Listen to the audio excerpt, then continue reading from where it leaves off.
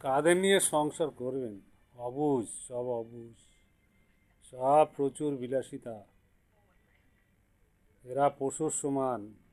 মানুষ হয়ে কী করবেন? সংসার করতে হবে। ভালো কোথায় পাবেন মানুষ? পশুর সমানকে এনে শিক্ষা দিয়েই ঘর করতে হবে। আর শিক্ষা নেবে না, যার যার বাড়িতে মা বাবার শিক্ষা ওইটুকুই হবে। তো পাবেন না তো, মেয়ে পাবেন না, ছেলেও পাবেন না। সমস্ত পশু, সমস্ত পশু।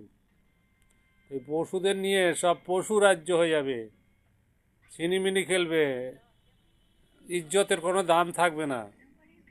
শুধু খাওয়া খাওয়া, খাওয়ার জন্যে, অর্থের জন্যে এর পেছনে লাগা, তার পেছনে লাগা, এইভাবে সময় কাটবে সারা দুনিয়া ভর। বিলাসিতা, কুসংস্কার এই নিয়ে থাকবে। আসল শিক্ষা পাবে না, আসল মানুষত্ব এরা পাবে না, কোনোদিন ভাবেও না।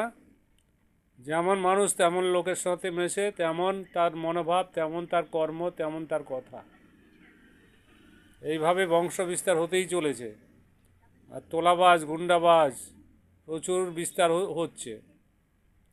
তেমনি নেতারা, তেমনি পুলিশেরা, তেমনি মন্ত্রীরা জগৎটা নষ্ট করছে। আর তেমনি ঠ্যাঁটা হচ্ছে জনগণেরা। কেউ কম নেই।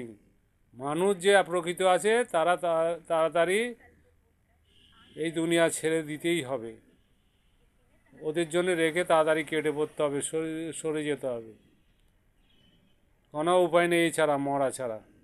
সৎ মানুষ লুপ্ত হয়ে যাচ্ছে, গুপ্ত হয়ে যাচ্ছে। কোথায় সৎ আছে? কাউকে বাহাবা দিতে পারবেন না।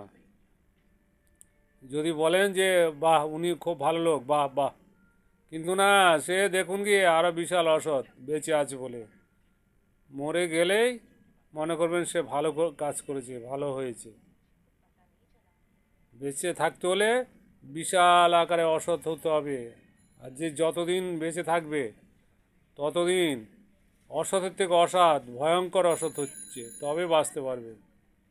না হলে না হলে সৎপথে থাকলে জ্বালা যন্ত্রণা ভোগ করবে আর মৃত্যুশয্যায় অভাব কষ্টতে ভোগ করতেই হবে।